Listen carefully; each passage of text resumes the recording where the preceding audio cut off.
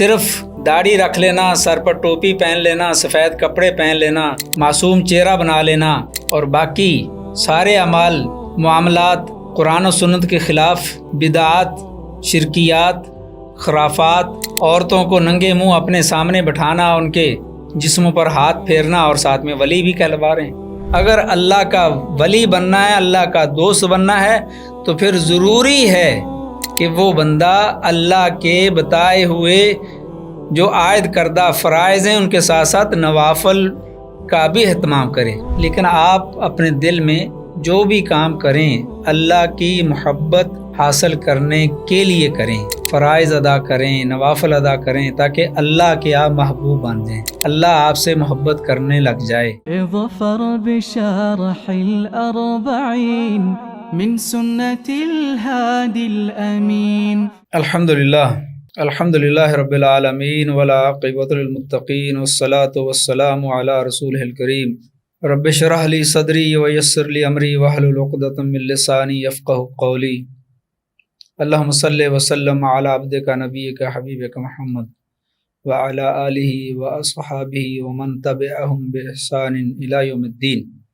اما بعد، عن ابی ہریرہ رضی اللہ تعالی عنہ قال قال رسول اللہ صلی اللہ علیہ وسلم ان اللہ تعالی قال من عاد لی ولیا فقد آذنتہ بالحرب۔ یہ حدیث مبارکہ 38 نمبر ہے، 38، اور اس کا عنوان بن سکتا ہے اللہ کی عبادت اس کے قرب اور محبت کا ذریعہ ہے۔ یہ بخاری شریف کی روایت ہے۔ سیدنا ابو ہریرہ رضی اللہ تعالیٰ عنہ اس کے راوی ہیں، اور یہ حدیث بھی حدیث قدسی ہے۔ نبی اکرم صلی اللہ علیہ وسلم ارشاد فرماتے ہیں کہ اللہ کا فرمان گرامی ہے، من عاد لی ولیا، من جو کوئی، جس انسان نے بھی، مرد ہو، عورت ہو، بڑا ہو، چھوٹا ہو، عاد لی ولیا، جس نے دشمنی کی، ولیا میرے دوست سے، میرے ولی سے، میرے برگزیدہ سے، فقد آذنتہ بالحرب، تو میں اس کے خلاف اعلان جنگ کرتا ہوں، میں بھی اس سے دشمنی کا اعلان کرتا ہوں، میں اس کے ساتھ جنگ کا اعلان کرتا ہوں، جس نے میرے دوست سے، میرے ولی سے دشمنی کی۔ اللہ کا ولی کون ہے؟ اللہ کا دوست کون ہے؟ اللہ کے ولی اس کے انبیاء ہیں، اس کے صحابی ہیں، انبیاء کی پوری طرح سے اتباع کرنے والے ہیں، اس کے بعد قرآن و سنت کا مضبوطی سے تھامنے والے، مکمل طور پر قرآن و حدیث کے مطابق عمل کرنے والے، اللہ کے بتائے ہوئے طریقے کے مطابق، اس کے رسول صلی اللہ علیہ وسلم کے بتائے ہوئے اعمال کرنے والے، اور جس سے منع کیا گیا اسے رکنے والے، چاہے اس کا تعلق دنیا سے ہو، عبادات سے ہو، اخلاقیات سے ہو، معاملات سے ہو۔ صرف داڑھی رکھ لینا، سر پر ٹوپی پہن لینا، سفید کپڑے پہن لینا، معصوم چہرہ بنا لینا اور باقی سارے اعمال معاملات قرآن و سنت کے خلاف، بدعات، شرکیات، خرافات، عورتوں کو ننگے منہ اپنے سامنے بٹھانا، ان کے جسموں پر ہاتھ پھیرنا اور ساتھ میں ولی بھی کہلوا رہے ہیں۔ یہ ولی سے مراد جو ہمارے ہاں مشہور ہے کہ جو بھی الٹے سیدھے کام کرنے لگ جائے وہ ولی ہے، وہ پہنچی سرکار ہے۔ اس کو آپ دیکھیں کہ جو اللہ اور اس کے رسول کے بتائے ہوئے طریقے کے مطابق اس کی شکل ہے، اس کی داڑھی ہے، اس کا لباس ہے، اس کے معاملات ہیں، اس کا اخلاق ہے، ساری چیزیں اگر سنت کے مطابق ہیں تو ولی ہے، وہ اللہ کا دوست ہے۔ تو اللہ تعالیٰ یہاں پر بہت بڑی بات کہہ رہے ہیں کہ اللہ فرما رہے ہیں کہ جو میرے بندے سے، جو حقیقتاً میرا ولی ہے، میرا دوست ہے، میرا ہے، میری بات کو مانتا ہے، میرے رسول کی بات کو مانتا ہے صلی اللہ علیہ وسلم، وہ میرا ہے۔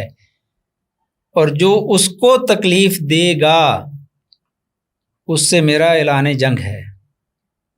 اس نے گویا کہ مجھے تکلیف دی ہے۔ اللہ تعالیٰ قرآن کریم میں سورہ ممتحنہ آیت نمبر 1 شروع میں یا ایھا الذین آمنوا لا تتخذوا عدوی وعدوکم اولیاء، میرے اور اپنے دشمنوں کو اپنا دوست مت بناؤ۔ تو جو اللہ کی بات نہیں مانتا وہ اللہ کا دشمن ہے، تو جو اللہ کی بات مانتا ہے وہ اللہ کا دوست ہے۔ جو اللہ کے دوست سے دشمنی کرتا ہے اس کو تکلیف دیتا ہے، اللہ کے مقرب بندے کو تکلیف دیتا ہے، اللہ پھر اس کو بھی پھر بدلہ لیتے ہیں، اس کو چھوڑتے نہیں ہیں۔ اور اس کے بعد یہ بھی بتا دیا کہ وہ ولی ہے کون ہے اسی حدیث کے اندر، وَمَا تَقَرَّبَ إِلَيَّ عَبْدِي بِشَيْءٍ، وَمَا تَقَرَّبَ، وہ میرا قرب حاصل نہیں کر سکتا، بِشَيْءٍ کسی چیز سے بھی، أَحَبَّ إِلَيَّ مِمَّا افْتَرَضْتُهُ عَلَيْهِ، اس چیز سے زیادہ میرے قریب نہیں ہو سکتا، میری خوشنودی، میرا قرب حاصل نہیں کر سکتا جب تک کہ وہ جو میں نے اس پر چیزیں فرض کی ہیں، فرائض عائد کی ہیں، اگر ان پر وہ عمل کرتا ہے تو ان کے ذریعے سے سب سے زیادہ میرا قرب وہ فرائض کو بجا لانے سے حاصل کرے گا۔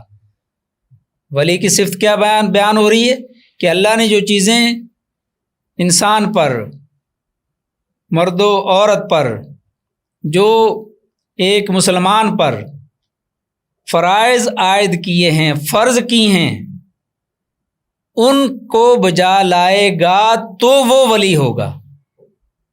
اگر وہ مخالفت کرتا ہے، بھلے وہ پانی کے اوپر مصلی ڈال کر نمازیں پڑھ رہا ہو اور فضا میں اڑ رہا ہو، تو وہ ولی نہیں ہو سکتا۔ وہ شعبدہ باز تو ہو سکتا ہے، وہ جادوگر تو ہو سکتا ہے، اس کے بعد جنتر منتر تو ہو سکتا ہے، وہ کاہن تو ہو سکتا ہے، ولی نہیں ہو سکتا۔ اگر وہ فرض نمازیں چھوڑتا ہے، اگر وہ فرائض کو بجا نہیں لاتا تو اس کو ولی نہیں کہہ سکتے۔ یہ جاننا چاہیے، یہ ہم آنکھیں بند کر لیتے ہیں، یہ تو پہنچی ہوئی سرکار ہے۔ میں بذات خود جانتا ہوں، پیر صاحب کے دربار پر بھنگ بھی پی جا رہی ہے، افیم بھی کھائی جا رہی ہے، شرابیں بھی پی جا رہی ہیں۔ یہ کیا ہو رہا ہے آپ نہیں سمجھ سکتے، یہ الگ دنیا ہے۔ پیر صاحب ہیں اور الگ دنیا ہے۔ شراب اللہ نے حرام قرار دی ہے، برائی، بے حیائی حرام ہے، کسی عورت کے ساتھ خلوت میں بیٹھنا حرام ہے۔ پیر صاحب دم کرنے کے بہانے سے خلوت میں بیٹھے ہوئے ایک اجنبی عورت کے ساتھ، یہ کیا ہو رہا ہے؟ آپ نہیں سمجھ سکتے، آپ اس درجے تک نہیں پہنچے، یہ اور ہی درجہ ہے۔ کیا درجہ ہے بھائی؟ یہ کون سی دنیا ہے، کون سا درجہ ہے؟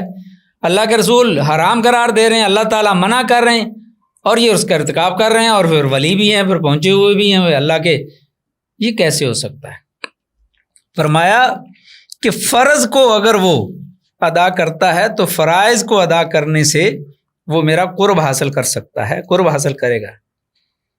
وَلَا يَزَالُ عَبْدِي يَتَقَرَّبُ إِلَيَّ بِالنَّوَافِلِ حَتَّى أُحِبَّهُ، کہ جب تسلسل کے ساتھ، لا یزال عبدی، تسلسل کے ساتھ میرا بندہ میرا قرب حاصل کرتا ہے نوافل کے ذریعے، تو میں اسے محبوب بنا لیتا ہوں، میں اسے اپنا دوست بنا لیتا ہوں۔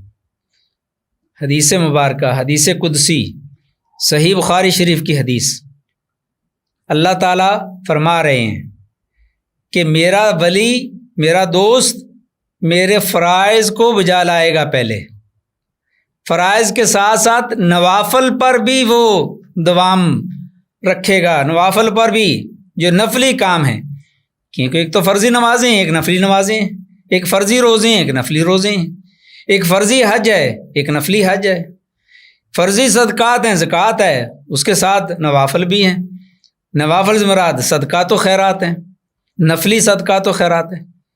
صرف فرض کوئی نہیں کہ بس ٹھیک ہے فرض ہو گیا، بس سنتوں کی ضرورت نہیں ہے، فرض ہو گیا نفلوں کی ضرورت نہیں۔ اگر اللہ کا ولی بننا ہے، اللہ کا دوست بننا ہے، تو پھر ضروری ہے کہ وہ بندہ اللہ کے بتائے ہوئے جو عائد کردہ فرائض ہیں ان کے ساتھ ساتھ نوافل کا بھی اہتمام کرے۔ سنن نسائی کی صحیح حدیث مبارکہ ہے کہ قیامت والے دن اللہ تعالیٰ جب کسی بندے کا حساب کتاب کریں گے اور پوچھیں گے ہاں اس کی نمازیں چیک کرو، اس کی نمازیں پوری ہیں؟ تو اگر اس کی نمازیں پوری نہ ہوں تو کہا جائے گا اس کے نوافل دیکھو، نفلی نمازیں ہیں، تو چلو نفلی نمازوں سے اس کے فرائض کو جو کمی آ رہی پورا کر لو۔ اسی طرح روزوں کے بارے میں، اسی طرح صدقات و خیرات کے بارے میں۔ تو اس لیے اگر اللہ کے ولی بننا ہے، اللہ کے دوست بننا ہے، تو فرائض کے ساتھ ساتھ نوافل پر بھی عمل کرنا ہوگا۔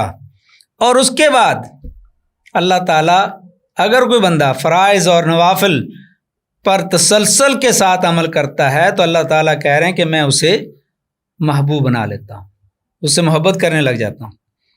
فَإِذَا أَحْبَبْتُهُ، اور جب میں اس سے محبت کرنے لگ جاتا ہوں تو كُنْتُ سَمْعَهُ الَّذِي يَسْمَعُ بِهِ، تو میں پھر اس کی سماعت بن جاتا ہوں، اس کے کان بن جاتا ہوں جس سے وہ سنتا ہے۔ وَبَصَرَهُ الَّذِي يُبْصِرُ بِهِ، اور اس کی بصیرت بن جاتا ہوں، بصارت بن جاتا ہوں، اس کی آنکھیں بن جاتا ہوں جس سے وہ دیکھتا ہے۔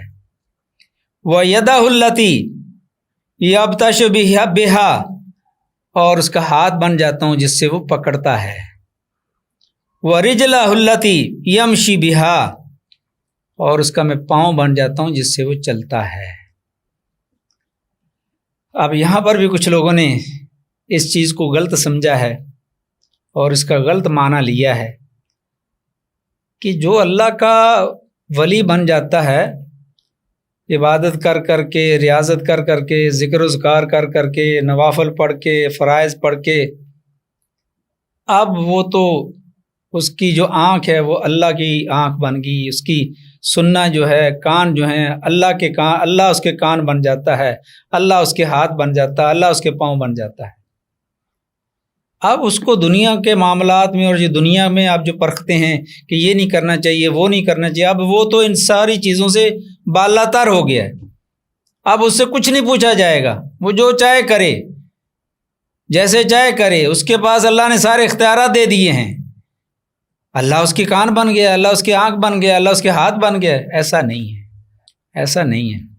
اگر ایسا ہوتا تو انبیاء علیہ الصلاۃ والسلام کو ان سے زیادہ مقرب، ان سے زیادہ اللہ کا قرب حاصل کرنے والا، فرائض پر عمل کرنے والا، نوافل پر عمل کرنے والا کون ہو سکتا ہے؟ تو پھر انبیاء علیہ الصلاۃ والسلام، اس کے بعد ان کے اصحاب کو اس قدر تکالیف اور آزمائشیں اور ابتلاعات کیوں جھیلنا پڑی؟ ایسا نہیں ہے۔ اس سے مراد یہ ہے کہ جب وہ اللہ کا قرب حاصل کر لیتا ہے، اللہ کا دوست بن جاتا ہے، اللہ کا ولی بن جاتا ہے، کیونکہ نظام، معاملات، ہر چیز اللہ کے ہاتھ میں ہے، اللہ کے اختیار میں ہے، اللہ کی قدرت میں ہے۔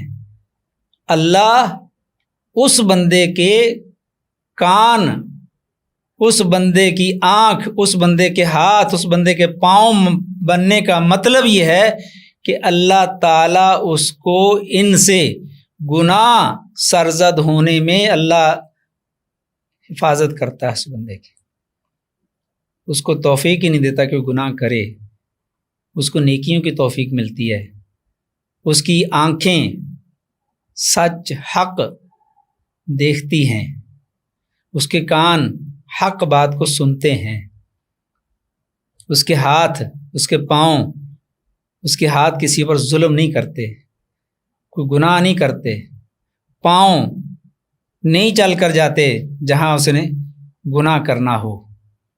تو یہ اس سے مراد یہ ہے کہ اللہ تعالیٰ انہیں نیکیوں کی زیادہ زیادہ توفیق دیتے ہیں اور وہ زیادہ سے زیادہ نیکیاں کرتے ہیں اور گناہوں سے اللہ تعالیٰ ان کو بچا لیتا ہے۔ اور پھر فرمایا وَلَئِن سَأَلَنِی، اگر یہ میرا بندہ، یہ میرا ولی ہے، میرا دوست ہے، اگر وہ مجھ سے سوال کرتا ہے لَأَعْطِيَنَّهُ، تو میں ضرور بر ضرور اس کا سوال پورا کرتا ہوں، وہ جو مجھ سے مانگتا ہے میں دیتا ہوں۔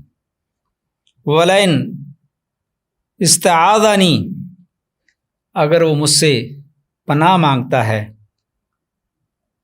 لَأُعِیذَنَّهُ، تو میں اس کو پناہ بھی دیتا ہوں۔ جب اللہ اس کے ہاتھ بن گیا، اس کے پاؤں بن گیا، سوال کرتا ہے تو اس کا سوال پورا کرتے ہیں۔ کسی چیز سے وہ پناہ مانگتا ہے تو اللہ تعالیٰ اس کو پناہ بھی دیتے ہیں۔ تو یہ حدیث مبارکہ ہمارے لیے اللہ کے دوست کی پہچان کہ اللہ کا دوست کون ہے، اور پھر اگر کوئی اللہ کا دوست بن جاتا ہے تو پھر اللہ تعالیٰ اس کو دنیا میں کیا صلہ دیتے ہیں۔ آخرت کا صلہ تو الگ ہے، وہ تو نہ کسی آنکھ نے دیکھا ہے، نہ کسی کان نے سنا ہے، نہ کسی بشر کے دل میں گزرا ہی ہوگا کہ وہ کس قدر وہ نعمتیں ہیں، وہ کس قدر اللہ تعالیٰ کی خوشنودیاں ہوں گی وہاں پر، وہ تو انسان سوچ بھی نہیں سکتا۔ دنیا میں اللہ تعالیٰ اس کو گناہوں سے محفوظ رکھتا ہے، اللہ اس کی مانگوں کو پورا کرتا ہے، اللہ تعالیٰ سے وہ جو دعا کرتا ہے۔ اب اس کا مطلب نہیں کہ جو وہ مانگے اللہ تعالیٰ دے گا، اللہ کی مشیت، اللہ کی حکمت وہ اللہ جانتا ہے، لیکن اس میں کہ اغلب زیادہ تر جو اللہ کا بن جاتا ہے پھر اللہ اس کا بن جاتا ہے۔ من کان للہ کان اللہ لہ، جو اللہ کا بن جاتا ہے اللہ اس کا بن جاتا ہے۔ جو اللہ کے لیے گناہ چھوڑتا ہے تو اللہ اس قدردان ہے کہ وہ تو 1 کرو تو 10 دیتا ہے، 10 کے 70 100 اور بڑھاتا چلا جاتا ہے۔ کس قدر وہ مہربان ہے، کس قدر وہ کریم ہے۔ اس کی طرف ایک بالشت آؤ وہ ایک ہاتھ آتا ہے، اس کی طرف آستہ پاؤں سے آؤ تو وہ چل کر آتا ہے، وہ دوڑ کر آتا ہے۔ اس کا ذکر تم دنیا کے لوگوں میں کرو تو وہ اس بندے کا ذکر مقرب اور سب سے اعلیٰ جو فرشتے ہیں ان میں اس کا تذکرہ کرتا ہے، وہ تو اس قدر قدردان ہے۔ تو اللہ تعالیٰ اور اللہ کے پیارے حبیب اس حدیث کے اندر بتا رہے ہیں کہ اللہ تعالیٰ جو اللہ کے فرائض پر عمل کرتا ہے، نوافل پر عمل کرتا ہے، اللہ تعالیٰ اس کو اپنا محبوب بنا لیتے ہیں۔ جب محبوب بنا لیتے ہیں تو پھر اس کی ہر طرح سے اس کی حفاظت بھی کرتے ہیں، گناہوں سے بھی، شیطان سے بھی، شیاطین کے شر سے بھی۔ ہاں اگر کہیں اپنے نیک بندوں کو، پھر آپ کہیں گے کہ بہت سے نیک بندوں کو اللہ تعالیٰ نے آزمایا کیوں، تکلیفوں میں کیوں ڈالا، تو یہ بھی اللہ تعالیٰ کا ایک طریقہ ہے کہ وہ درجات، وہ بالا خانے جنت کے اندر، وہ درجات وہ اس بندے کو اللہ دیتا ہے جس کو دنیا میں کوئی آزمائش میں ڈالتا ہے، پھر وہ آزمائش کے اوپر صبر کرتا ہے، تو وہ درجات وہ درجات دینے کے لیے اللہ تعالیٰ اپنے بندوں کی آزمائش بھی کرتا ہے بعض دفعہ۔ اس میں بہت سی احادیث آتی ہیں جس میں اللہ تعالیٰ کے پیارے حبیب صلی اللہ علیہ وآلہ وسلم اللہ تعالیٰ سے یہ سوال کیا کرتے تھے۔ صحیح حدیث مبارکہ ہے ترمذی شریف کی کہ اللہم انی اسألک حبک، اے اللہ میں تجھ سے تیری محبت کا سوال کرتا ہوں۔ اللہ کے پیارے حبیب صلی اللہ علیہ وسلم جبکہ اللہ کے حبیب تھے وہ، کہ میں آپ سے آپ کی محبت کا سوال کرتا ہوں۔ وحبک وحب من یحبک، اور ان بندوں کی محبت کا بھی سوال کرتا ہوں جو تیرے محبوب ہیں، ان کی محبت بھی مجھے عطا کر۔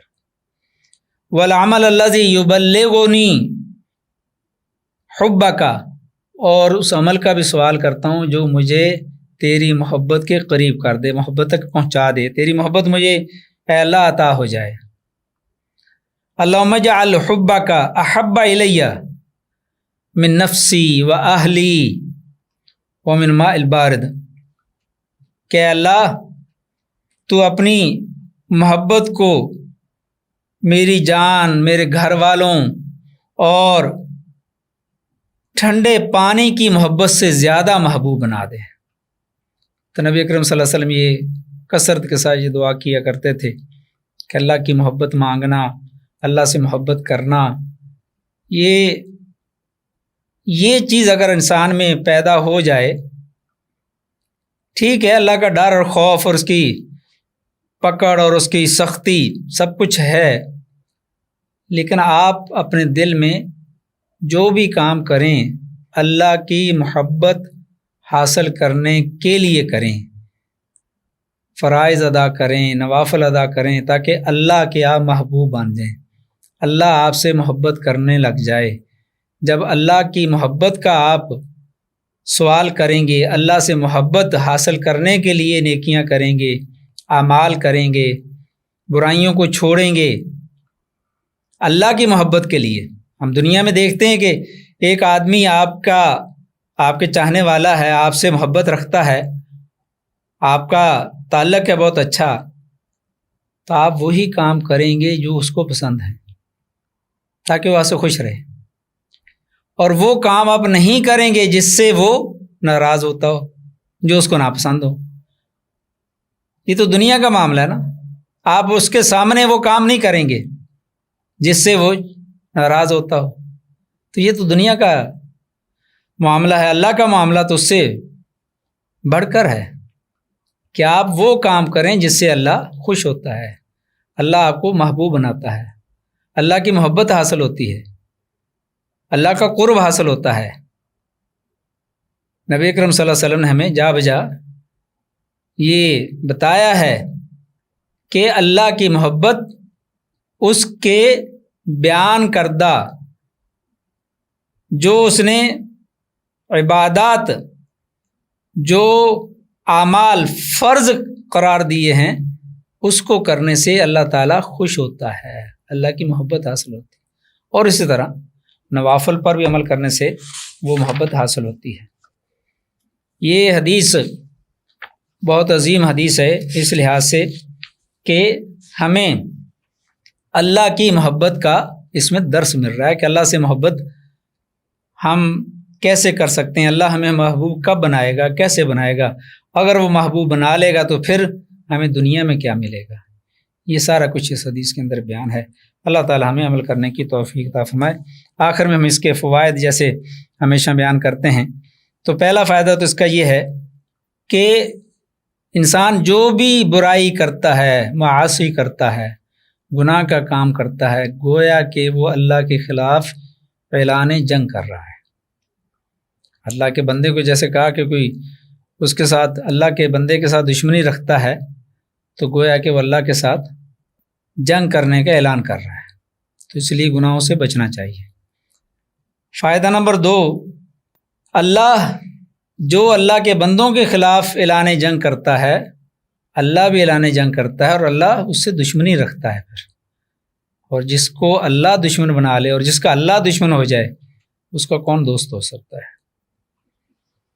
نمبر 3، بہرحال فرائض کی ادائیگی نوافل پر مقدم ہے، کہ پہلے فرائض ہے، کوئی یہ نہیں کہ فرائض تو چھوڑ دے، فرض نماز عشاء کی نہ پڑھے اور رات کو اٹھ کر تہجد پڑھنے لگ جائے، رمضان المبارک کے جو فرضی روزے ہیں وہ تو نہ رکھے، آگے پیچھے رکھتا رہے، نہیں، پہلے فرائض ہیں، اس کے بعد نوافل ہیں۔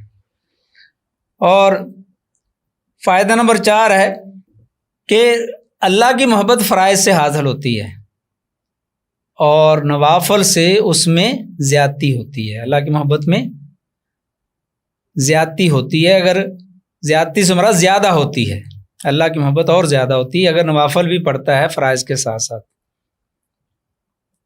اور 5واں اور آخری فائدہ ہے کہ اللہ تعالیٰ جب کسی کو اپنا دوست بنا لیتے ہیں تو پھر دنیا میں اس کے ثمرات عطا کرتے ہیں، دعا کی قبولیت کی صورت میں، اور اللہ سے کچھ مانگے تو اللہ تعالیٰ اسے عطا کرتے ہیں، اس کو رد نہیں کرتے، اور یہ اس کے ثمرات ہیں کہ دنیا میں ہی اس کے ثمرات اس کو ملنا شروع ہو جاتے ہیں۔ अल्लाह से दुआ है कि अल्लाह ताला हमें इस हदीस पर अमल करने की तौफीक दे। العلم قال الله قال رسوله قال الصحابة هم أولو العرفان ما الدين نصبك للخلاف سفاهة بين الرسول وبين قول فلان.